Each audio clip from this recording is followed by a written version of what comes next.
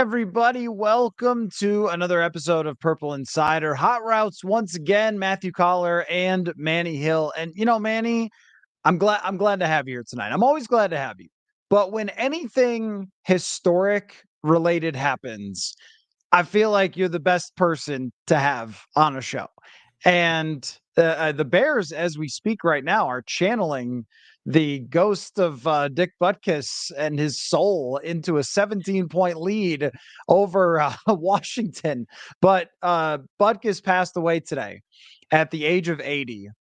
And there is only one way in my mind to describe Dick Butkus is just the quintessential NFL player, a true icon of the game. And if you were to say describe football in 10 players, Dick Butkus has to be among one of the first players that comes to mind to describe the game of football. And I'm just seeing all these things, all these old NFL films and everything else. I've been watching a lot of that in the last couple of hours and looking up, some of his numbers, some of his accomplishments. But I will always have that vision of him with his hands all wrapped up, the giant shoulder pads, throwing people to the ground, the mud and the dirt of Chicago. And what a incredible career and football life that guy lived. And just I mean, how else can you contextualize it? Just one of the true football faces of history, I think. Yeah, absolutely. And as you know, my stepdad, Oscar Reed, played in the NFL for 8 seasons, 7 with the Vikings, and his first 6 seasons in the NFL was right smack in the middle of the prime of Dick Butkus. And that was the Vikings and the Bears playing each other twice a season. And Oscar was a running back, and so if you're going up against if you're a running back, you're going up against the middle linebacker a lot of times throughout a game. And yeah, my stepdad had some stories about Dick Butkus, about the different things he would do after he tackled you. If you got deep into a pile with him, he was just an intense player and just a great player, like you said, so iconic, physical. He hit you hard. He really led the way for that era of football, the late 60s and early 70s. Just an iconic figure. And I always think back of that. You remember that Visa commercial he did with Terry Bradshaw back in the mid 90s, where they're like singing to each other and talking about different times they went up against each other in the early 70s. That was really cool. But Dick Butkus was he's an all-timer, man, all-time great. Rest in peace to him. And even in the last, I think, 2 years, he got on Twitter and it was like really him, and he was trash talking fans and stuff. But yeah, I mean, just the way he continued to carry the torch for Chicago and be kind of around that organization all the time and a visible figure was cool as well, because you wanted to learn about like who is this guy? Like, why is he such a legend? Why is he such an icon? And just NFL films mean so much to me. So to watch those things growing up, Butkus was always kind of at the center of all of those, like NFL's greatest players of the 60s. He made the all 60s and all 70s team. Crazy. I mean, he played for only 9 years, but he made 8 Pro Bowls. The only year he didn't was his last year where he got hurt. And I think it was 5 All-Pros in those 9 seasons.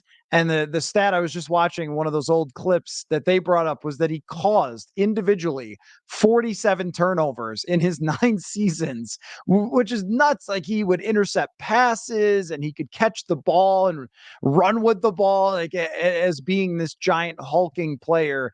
And being 6'3" and 245 back in the day, he was as big as any of those offensive linemen, yet he moved like he should have been, an offensive skill player. And during the early days of the NFL, one of the things that happened to kind of Gale Sayers, and there was a number of players like this in from the 60s and 70s, was if you were great, you could be really above the game with your greatness. I think now, I mean, we do see this. We're going to talk about Mahomes versus Jefferson with players who dominate the game.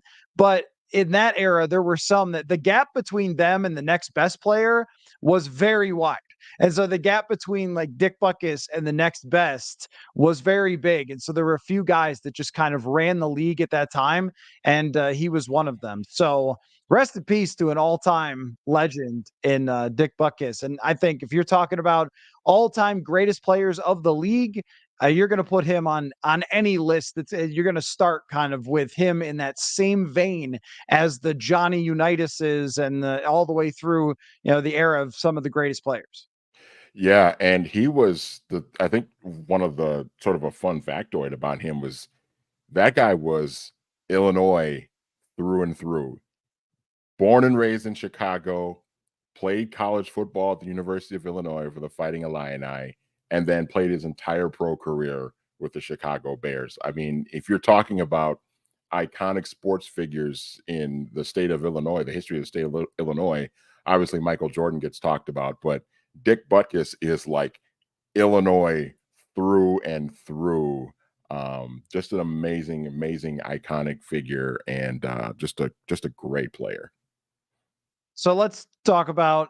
So I'm glad we could have that discussion about Dick Butkus, and I'm going to continue to read about him and watch the old stuff that pops up on Twitter. Now, when someone passes away who's like that, so much content just sort of floods in, and I feel like in a way, I wish I had been spending some time learning about Dick Butkus before learning more about him. But in a way, that's one of the great parts of social media is that I could immediately find out more about this player and have some more appreciation for them. But we've got the icons of the game going up against each other here at US Bank Stadium. Do we, with Vikings fans and their anxiousness about this game and about the season and about the next year's draft and about the whatever, all the things that we worry about, the right guard, there are some times where I think that we don't enough kind of pull ourselves back and talk about Justin Jefferson because we're always looking for the things that are wrong. That's just like what we do. How are they going to fix this so they win? Is always the discussion. Justin Jefferson taken care of. But as we were talking to Justin in the locker room today, I was thinking about his press conference was pretty short, but not because of him, because of us, because we've run out of questions for Justin Jefferson. Hey, Justin, another great catch, pal. Your thoughts? I mean, hey, the way you're handling this contract situation is like basically perfect in the way that you draw it up with no drama whatsoever. Thoughts? Like we're a few weeks away from asking him about the Oakleys that he's wearing. I mean, it's kind of remarkable. But when we look at these two guys, the Mahomes and Justin Jefferson, might be if you were just ranking all players in the NFL, not for position 1 and 2, they might be up there for their dominance.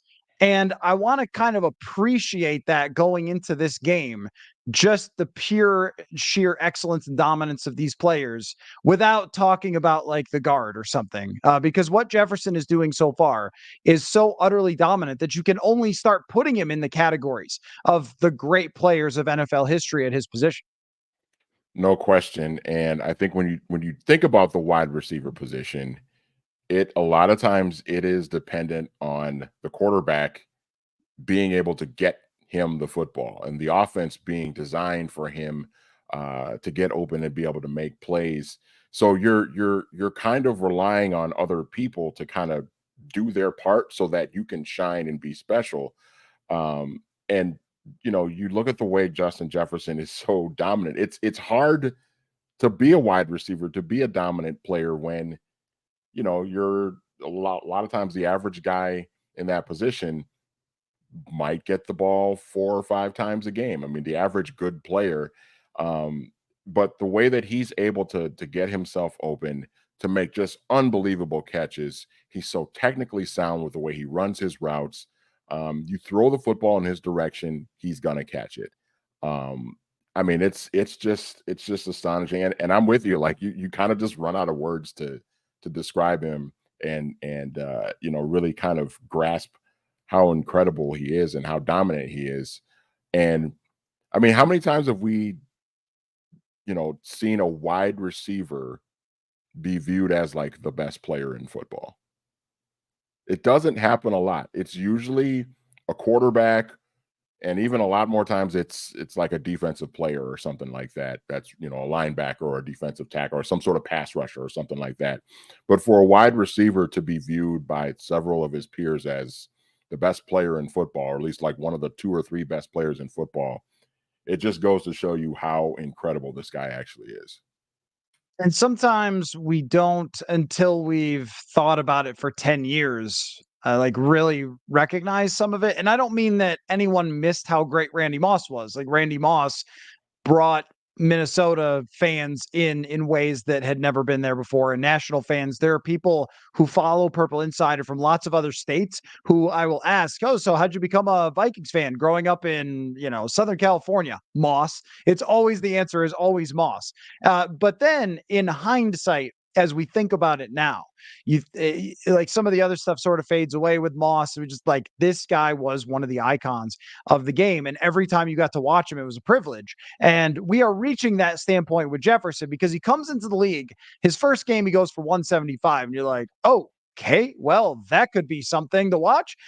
And then he does it for that season. But there have been other guys who did it, like David Boston had the one season and then fell off. And there have been, those other guys who was there was a receiver for Tampa Bay who was famous for this, who had like this big first season and then, did nothing else after. So it's happened in the league before.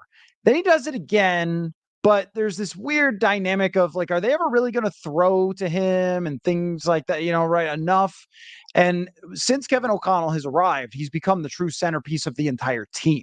And then we've seen his star even elevate to a completely different level. And there's a few things that fascinate me about Justin Jefferson. Number one is the guy's drive is just insane because he has two of the best seasons ever for a young player and then comes to us his first press conference before 2022 and he said, by the end of the season I want to be considered the best receiver in football. And we're like, oh, okay. I mean, for anybody else you'd be like, oh, okay, whatever. But like, okay, well, that makes a lot of sense because you could be. But Devontae Adams and Diggs and Tyreek Hill, whatever. And then he did it.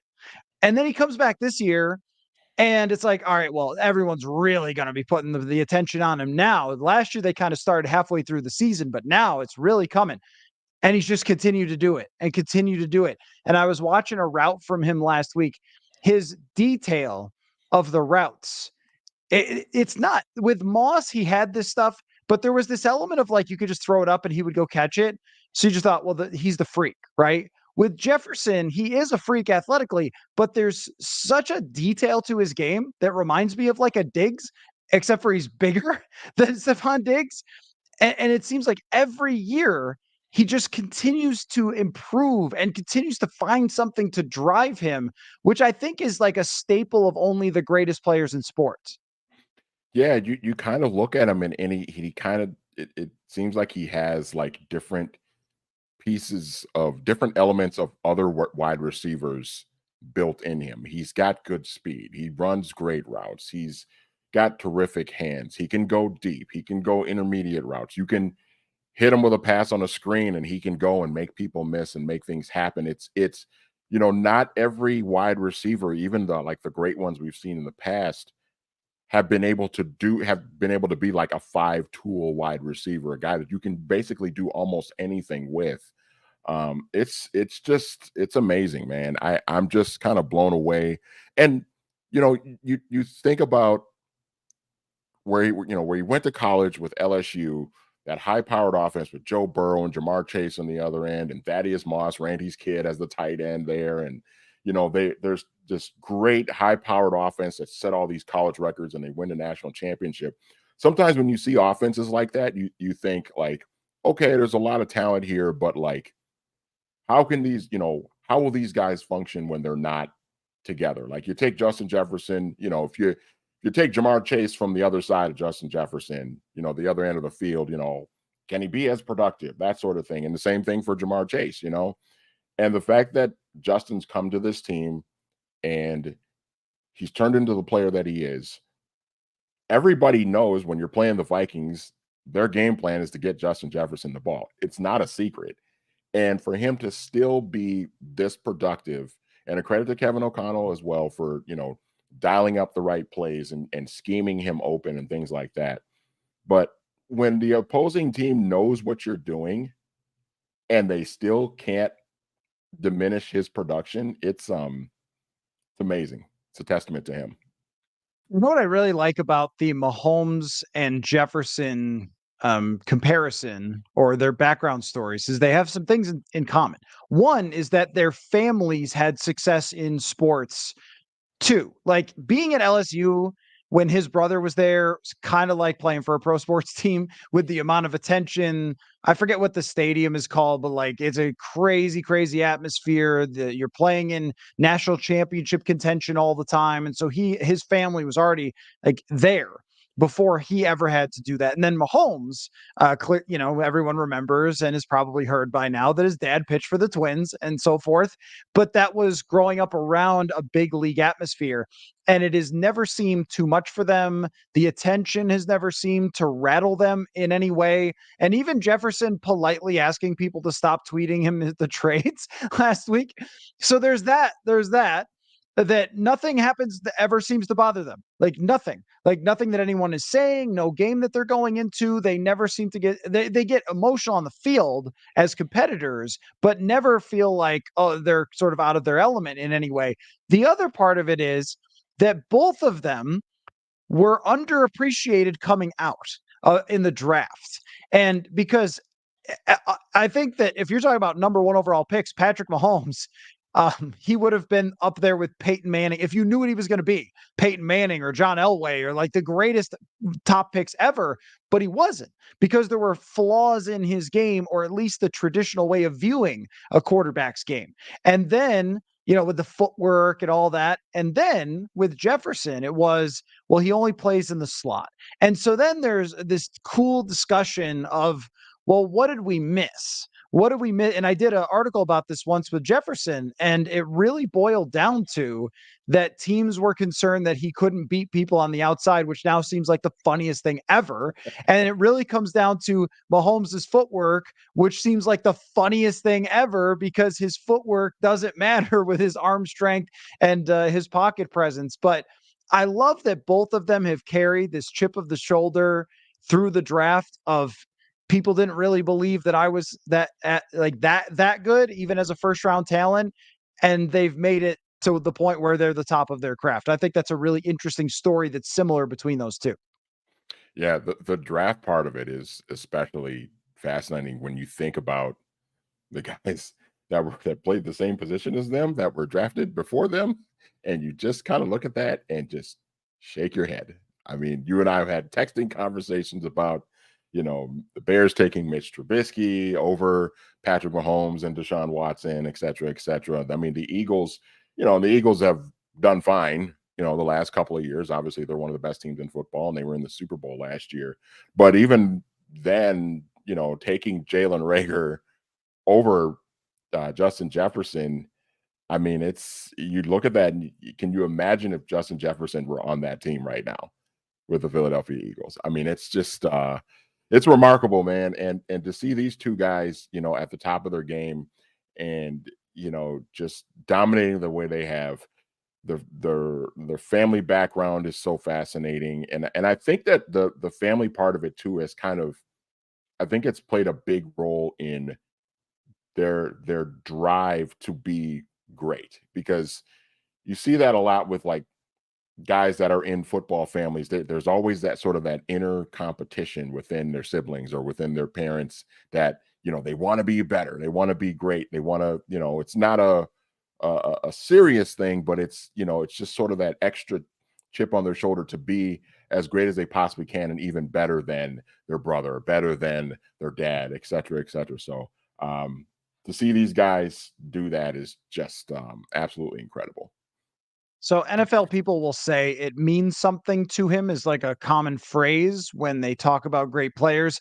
And I always like mostly understood that. Like, okay, I get it. Like it's important. Football's important to him. But I think that the actual value of what you can be as a player is really shown in both of these guys. But just since I've covered Jefferson, I know this better from him that when he was, I think in his second year, or maybe it was even his rookie year. I know that his brother came up to Minnesota and stayed with him, and he would go to work at the facility all the stuff he's got to do there, and then go home and then watch back tape of practice with his brother, who obviously was a really good football player too. And it's like this means a lot to him to be this great. And that's all that seems to matter to him is his family and then like winning and playing at this high level. And there's not that many people that are like that. Not to say that outside interests are a problem, but I mean it just matters to him so much that he's always trying to do everything in his life to be the best football player he can be. And I think that's allowed him to maximize his talents, and that obviously goes for Patrick Mahomes too. Bob is making a Jerry Rice comparison. It says don't need top end speed to be a technical magician, and I think that that's mostly true. But also Jefferson does run a 4.4, so he's got everything. Give me a comp though. What's your comp? What's your Jefferson comp? Whew. Um, Want me to give you mine because I had it on the tip of my tongue? sure. Okay. If Andre Johnson played today with fantasy football, social media, and everything else, Andre Johnson would have been a massive, massive star. Okay, Texans teams, okay, quarterback, not quite of that level, but size, speed, strength, technical ability, and character. Where Andre Johnson was never a guy who was really putting himself out there, or being kind of. I know I don't like to use the word diva. I think that's just kind of lazy, but you know what I mean.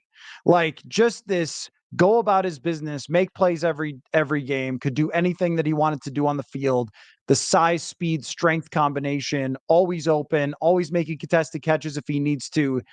That's my comp. I just think that Andre Johnson wasn't around at a time where people would be able to access Texans games or see every highlight. And if they could, they would have appreciated him a lot more.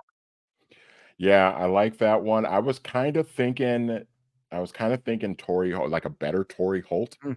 Because Torrey Holt was one of those guys who ran great routes, had terrific hands, was really technically sound, and was just incredibly productive. Even when he got towards the prime of his career, when Isaac Bruce wasn't part of the greatest show on turf anymore, Isaac had gotten a little bit older and moved on in his career. Um, you look up and Torrey Holt was just constantly there in terms of production. And I mean, you just similar size. Justin's probably a little bit bigger, but same type of thing, man. Just five tool guy, speed, route running, hands, intangibles, competitive drive, wanting to win. You know what I mean? Not really worried about, not complaining as much about how many times he's getting the ball because he knew he was going to get the ball a lot. But really just the ultimate pro, man. I mean, that's kind of when I think about Justin Jefferson and guys like Torrey Holt as well, just the ultimate professional, man. It's really cool. Yeah, the other one that came to mind for me, and I don't think it's necessarily considered this way because in our minds, Julio Jones is just running 70 yards down the field. But on a play-to-play basis, like Julio Jones, because Jefferson runs down the field routes a lot. Like he's not a Cooper Kupp. He's not underneath with these quick little routes to get a bunch of catches. He is going 15, 20 yards, these multiple move type of plays to try to get him open. And that's very similar to Julio Jones. And the other reason I would say there's a comp there is that there's no weakness. I can't think of oh, if you only do this, then you got them. Like there's that for 95% of players. If you are able to execute X, Y, or Z, that is not the case when it comes to Justin Jefferson. Let me tell you about some pizza and some prize picks. And then we've got a few other things to discuss, including, let me start with prize picks and I'll tell you why. Because last night when I did my prize picks, Manny, I discovered that one of the options on prizepicks.com is kickers, and they will have combinations of kickers for games, and you could pick more or less like 3.5 field goals. Will there be more or less 3.5 field goals? I went with this Bears Washington game, and right now there's 3. So I need one more field goal in this game as we're watching it. Prizepicks.com. It's been really fun for the show to do our prize picks where mostly it's player yardage totals where you pick more or less. So is it Kirk Cousins 250 yards or more or less? But now that I've discovered kickers, We might have to do that each week with some kickers. Very easy to play. Just go sign up at prizepicks.com/purple. Use the code purple for a first deposit match up to $100. And one of the things I like about it is you don't have to put a whole lot of money down. You don't have to put out a second mortgage. Throw in 10 bucks. You could turn it into 250 with a few good plays, like me picking these kickers to make all these field goals in this game. I just figured these teams couldn't score in the red zone. Prizepicks.com/purple with the code purple. Daily fantasy sports made easy. And want to remind you that Little Caesars is the official pizza sponsor of the NFL. Make it part of your game day. Order online during their Pizza pregame 1 hour before NFL games. Get ready for some football and fun. Choose your favorite Little Caesars pizza or pick the toppings you crave. Either way, you win. And speaking of winning, everyone scores with convenient delivery or their in-store pizza portal pickup. So grab some friends and enjoy a few slices during the tastiest hour before kickoff. So I texted you a few things that I want to talk about early in the day. And one of them was, I'll let you pick the next topic where we're going to go with this, Manny. One of them was players who left the Vikings and became something, because Jerick McKinnon, Super Bowl champion, coming back to town.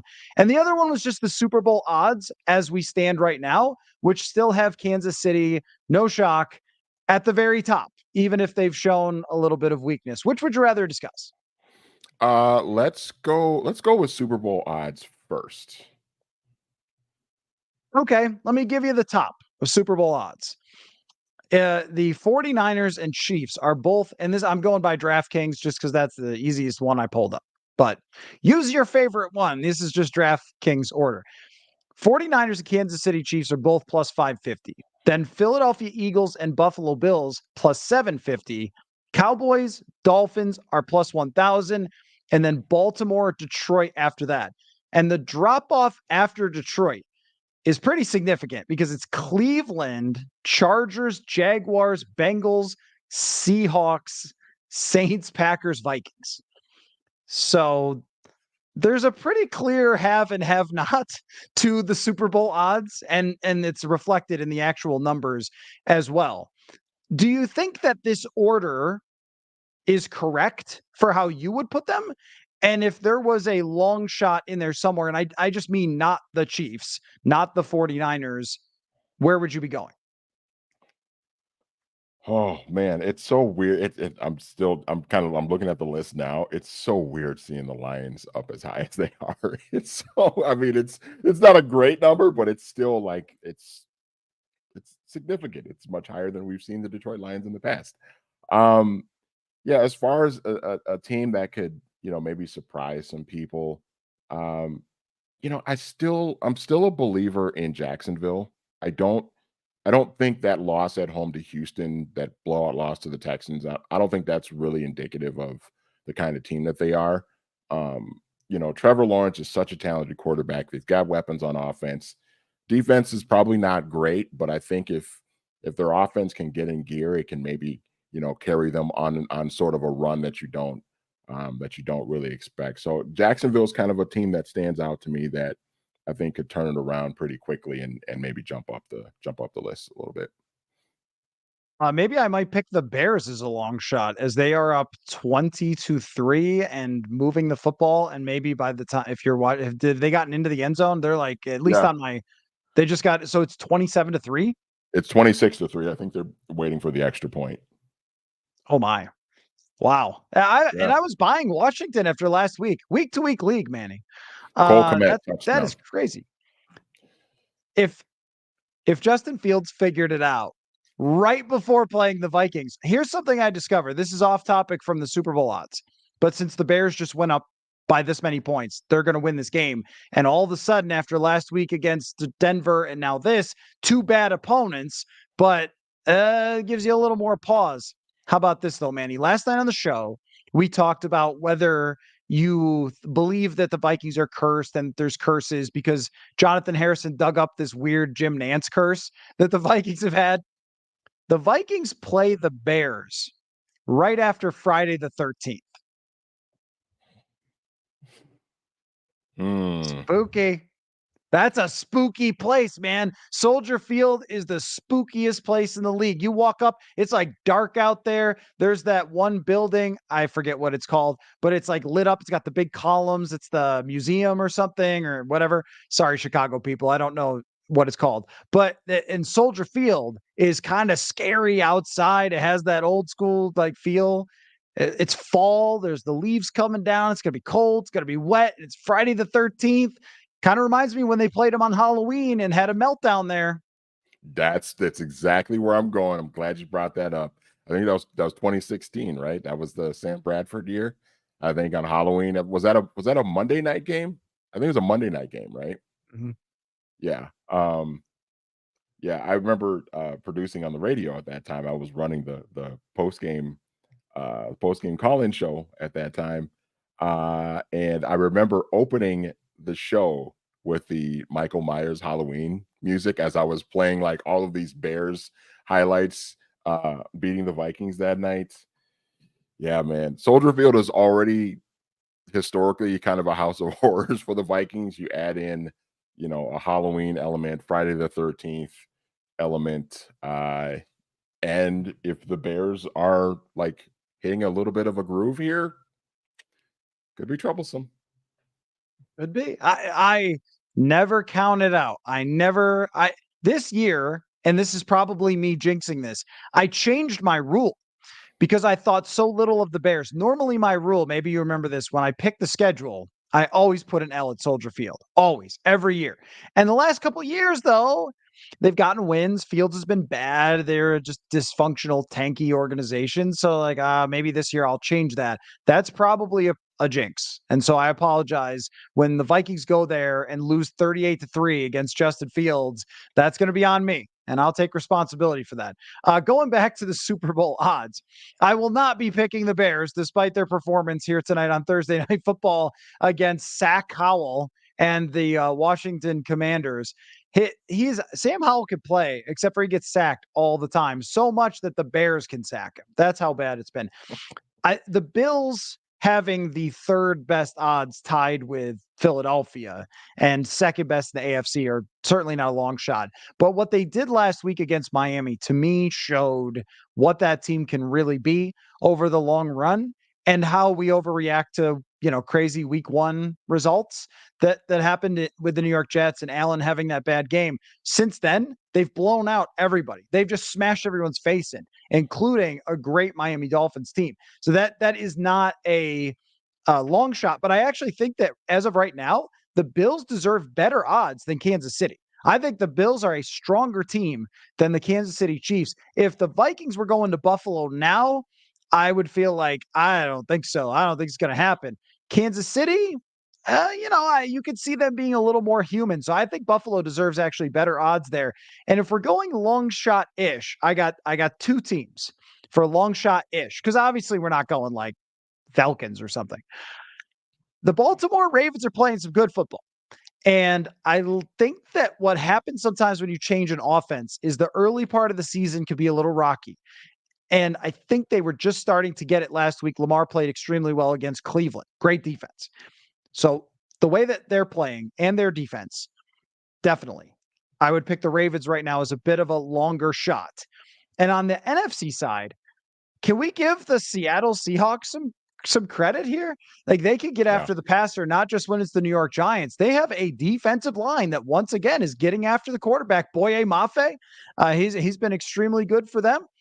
Geno Smith is playing like a star quarterback. They've got great wide receivers, a good running game. I mean, I think that they deserve a little bit more credit for what they could be. And to your question, Horse Feathers, yes, absolutely. Courtney Cronin will be coming on Chicago Week. That for the rest of the time, as long as she is the Bears reporter until they make her full time on ESPN TV, which soon, I'm guessing, she will be coming on to preview Vikings Bears. There's no question about that. But how do you feel about my picks, Manny? How about Seattle and Baltimore? Yeah, I like both of those. Seattle, I think the most impressive thing with Seattle is that we're kind of learning that what happened with Geno Smith last year is not a fluke. I mean, Geno had such a tumultuous career. The first 10 years of his career, he was, a bust with the Jets, and then he was just kind of this journeyman guy that was just a backup quarterback for a couple of teams, and then to just kind of come out of nowhere last year and be the guy that replaces Russell Wilson, who was so loved and respected in Seattle, and to have the kind of year he had last year, and then he's coming back this year and still being very productive. They're winning games. They've won three in a row after kind of laying an egg at home against the Rams to start the year. I like what Seattle's doing. I mean, Pete Carroll, man, he's I don't know how he's doing it at what is he 72 now. It's really incredible. And Baltimore, yeah, I think the Ravens, as long as Lamar Jackson is healthy, I'm never really gonna doubt the Baltimore Ravens. The guy has just been winning games ever since he came into the league. And I know people get on him about, well, there's no Super Bowl yet. Well, you're in the same conference as Patrick Mahomes. It's kind of hard. Kind of hard to get past that guy. And they haven't even matched up in the playoffs yet. I don't believe. So but yeah, I think as long as Lamar is healthy, I think the Ravens are always going to have a shot and they're always going to be in the conversation. And this week we get to see San Francisco and Dallas, which is always nostalgia for us going back in the day to Charles Haley, Deion Sanders playing for both of those teams. Aikman versus Young. I mean, Jerry Rice, just, the legendary teams, Merton Hanks and his neck. Those 49ers teams are the ones that I will end up watching, I think, the most on YouTube because I am so astounded with the level of talent on those teams. The other topic was Jerick McKinnon coming back. And it's actually quite rare that Zimmer era players come back and do anything, even with against the Vikings. Like even Adam Thielen last week, just kind of a guy out there. And Eric Hendricks did not play against the Vikings. Jaron Curse played against them last year with Dallas. He's kind of become a guy for them, but I don't know if that's quite a revenge game. It's not revenge for Jerick McKinnon, but he's turned his career around after a couple of injuries, wins the Super Bowl, has the ball in his hands at the end of the Super Bowl. I think it's a great story. I enjoyed covering Jerick. He was a very easy person to deal with, great personality, always an enthusiastic guy. But I think you would be better for this, Manny, of talking about players from the past who went other places and sort of came back to haunt the Vikings that were not, say, like Randy Moss putting together one of the greatest seasons of all time as a New England Patriot or something like that. That's maybe on the obvious side. So what do you got? So a couple I was thinking of, well, one, I don't know if he's come back to actually like play the Vikings and haunt them, but he was obviously kicked out of town pretty quickly, and he's actually been really good since he left. And it's Daniel Carlson as a kicker. He's been Collar. You go look at his numbers from the last 3 years. I think he had a rough. I think it was 2019. He had a kind of a rough 2019, but ever since then, he's been fantastic. He's hitting like over 90% of his kicks. He's hitting deep kicks. I mean, he's been as rock solid and reliable a kicker as you could ask for. And Greg Joseph is fine. He's fine. But to think about like what happened with Daniel Carlson here, missing all those kicks in Green Bay week 2, you know, him being released basically the next day, Zimmer having the press conference and somebody asking him what led to the decision of letting Daniel Carlson go, and his reply is, "Did you see the game?" All of that happening, and the fact that Daniel Carlson's hung around the league and actually turned himself into a pretty damn good kicker is really, really impressive. Another guy I thought of was Rich Gannon. Way back in the early '90s, Rich Gannon was just kind of a guy, just a quarterback that you could plug in, and he might win a game or two for you during a season. But then he goes on to Kansas City and has a nice little run there, and then he goes to Oakland and becomes the MVP of the league at like 36, 37 years old and takes them to the Super Bowl. Um, pretty remarkable stuff there. So yeah, immediately it's kind of funny that both guys involved the Raiders, where they went on and had a lot of success. But Daniel Carlson and Rich Gannon were the two guys that really kind of stood out to me. Because no one has had success with the Raiders since then, basically. Right. I mean, I'll throw out Brad Johnson into this conversation as well. Yeah, That it's not like Brad Johnson got run out of town or anything exactly, or it was anything wrong with the Vikings moving on from him. But he went to Washington, played really well, and then went on to the Super Bowl. Am I getting my years? Maybe my order is wrong there, but he went to Tampa Bay and won the Super Bowl in what, 02? And I can't remember if he played for Washington before or after that. it was before. Yeah, it was It before. was before. Okay, so it was before. So he went to Washington, had a couple of good seasons, then went to Tampa Bay, wins the Super Bowl there. And hey, that's a Vikings quarterback winning the Super Bowl, which we can't talk about too many times historically. But it is funny about how with the Mike Zimmer era, I think that they evaluated their own players extremely well, that it wasn't like they got rid of guys at the wrong times, and they may have held on to people for too long, but Xavier Rhodes didn't do much after he was gone, Linval Joseph, like all the guys who were central to those teams. Everson Griffin circled back to the Vikings, but didn't play well with Dallas or with Detroit. It's just, I didn't see a lot of this where players would leave and then become great. From my childhood, there's two that will really blow your mind. I mean, number one, the Vikings benefited from Antoine Winfield. He was with Buffalo, became a free agent.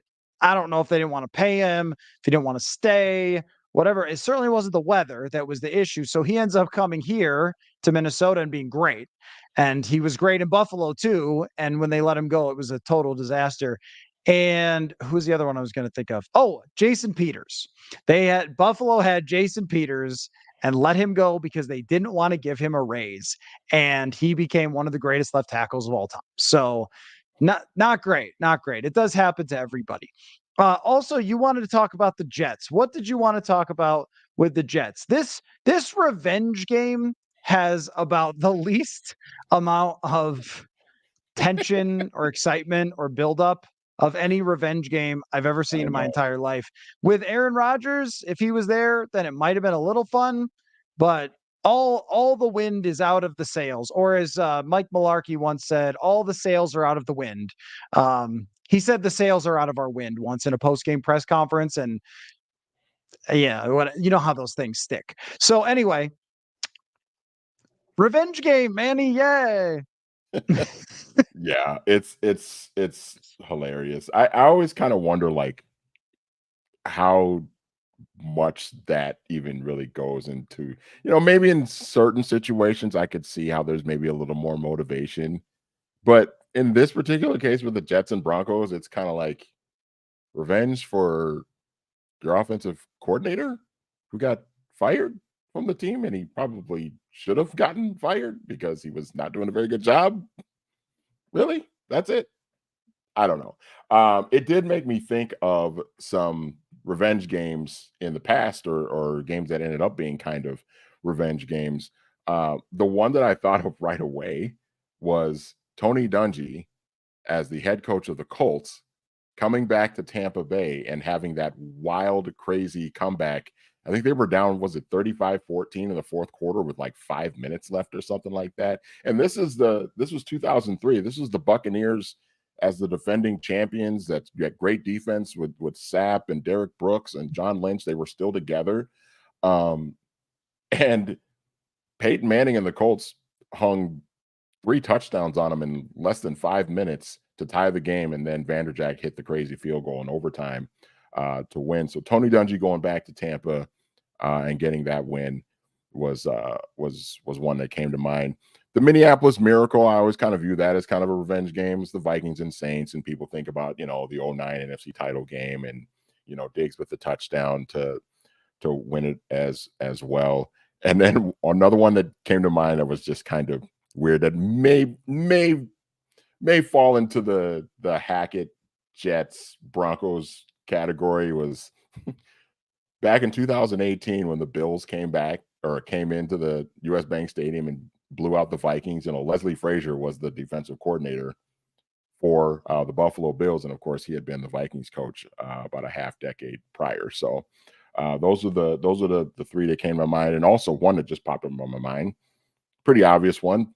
That guy that wore number 4, I don't really say his name a lot on the air anymore. The guy that wore number 4 going back into Lambeau and beating the Packers as well too.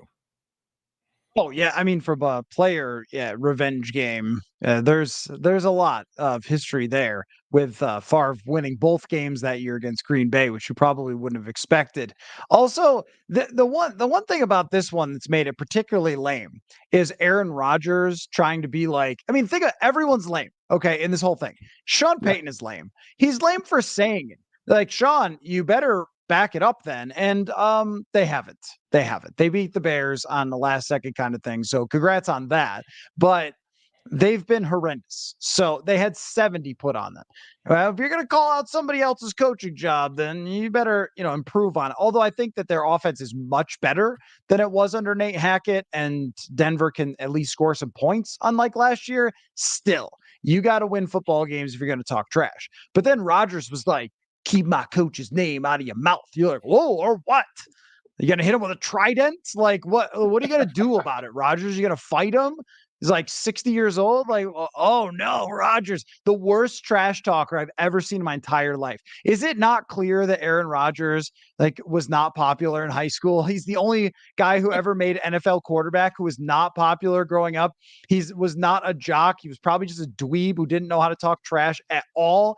He was on the Hard Knocks thing. Aaron Rodgers is going, I don't even know who you are, to some player for the Giants. Is that a good slam? Is that a good slam? I don't. Did you ever talk trash in your life, my guy? So, but the fact that he's not in it takes all the juice out of it. With Sean Payton, though, I mean, I guess if he gets smacked, it'll be kind of cool because he ran his mouth. I don't know. I don't care about this, but Parcells and revenge games with all of his teams were kind of a thing, but especially when he went from, I'm trying to think, was it the Jets to New England or was it New England to the Jets? It must have been New England to the Jets, New right? England to the He Jets. was, Yep. yes, yes. So when he went from New England to the Jets, and I think Curtis Martin was still with New England or whatever it was, they had this kind of thing where he left, and that was a battle. I also think about when Eric Mangini ratted out Bill Belichick. And since then, Belichick has had this long beef with the New York Jets organization and has never let it go. And, it's sort of like you brought that on yourself, Billy, but whatever. He had Tom Brady, so he just won all the games anyway. That's a funny beef, though. So anyway, let me ask you one last thing, Manny, before we wrap up. Do you believe in Brian Flores versus Patrick Mahomes? Um, I believe that Brian Flores is going to do everything he possibly can to stop Patrick Mahomes. I just don't think the Vikings have enough to get it done. It's just, I mean, the Vikings defense played better last week, but that was Bryce Young with the biggest deer in the headlights look on his face ever. This is a different ball game, man. This is the king of the world in the NFL right now. This is the guy. This is the best player in the world. Um, I think Brian Flores is going to try a lot of different things, but I just don't think that the Vikings have the horses right now on defense to make. I honestly don't think this game is going to be very competitive. I think the Vikings will hang around early, but I think the Chiefs will assert their dominance in the second half and really kind of break things open. I don't think this game is going to be close. See, I'm going a different way with this, Manny. I'm giving the Vikings a chance here. Okay. And I think that Flores is going to throw a lot of stuff at Mahomes, but where I think the Vikings have a huge advantage is the two defensive ends or outside linebackers, whatever you want to call them. The Chiefs' two tackles rank out of 62 tackles in the NFL by PFF, 43rd and 61st. They're terrible. They are terrible. So if you've got a chance to create pressure with less than 7 people, maybe you can keep some things in front of you. The big thing to me is Valdez-Scantling used to hit the Vikings for a 50-yard touchdown like every time he played them with Aaron Rodgers. That's to me what you got to worry about is like Valdez-Scantling, because I think if they keep things in front of them, that they've actually tackled extremely well as a cornerback group overall. And the more you kind of ask them to be patient, you might have a chance to create a mistake, because the one slight thing about Patrick Mahomes' game, and I mean ever so slight, is that he might try to do too much.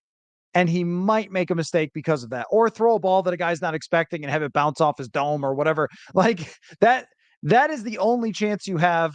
But I also think when the Vikings get down in a game, we know this, they are never out. And so as long as they have Justin Jefferson, they're in the game and they can keep it close. That's how I think it's going to go. I could be completely wrong. I just never pick blowouts anymore because they don't have them.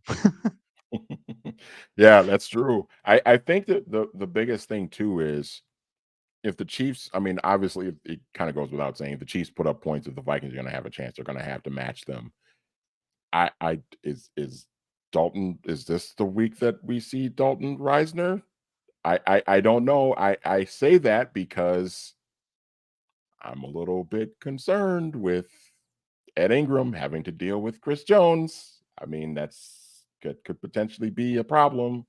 Um, but if the Vikings can just put up some points, don't, for the love of God, don't turn the ball over. Stop throwing picks. Stop fumbling the football. You can't do it against this team. If they can do that, then I think they've got a shot. I have a hard time believing that the Vikings defense is going to be able to do enough to keep them in it. Fair enough. I can't dispute that. I think that the totality of the Vikings defense has been better than last year, but at times they have been on the field for so long. And this is the one thing I would be concerned about this week is one of the indicators that fantasy and gambling people figured out a long time ago was how much was a defense on the field the previous week for projecting them. Now, Flores rotates a lot of people, so maybe it's less relevant. They were on the field for 40 minutes against the Carolina Panthers on a hot day. They took a toll, even if they overall won that game and didn't give up a lot of points.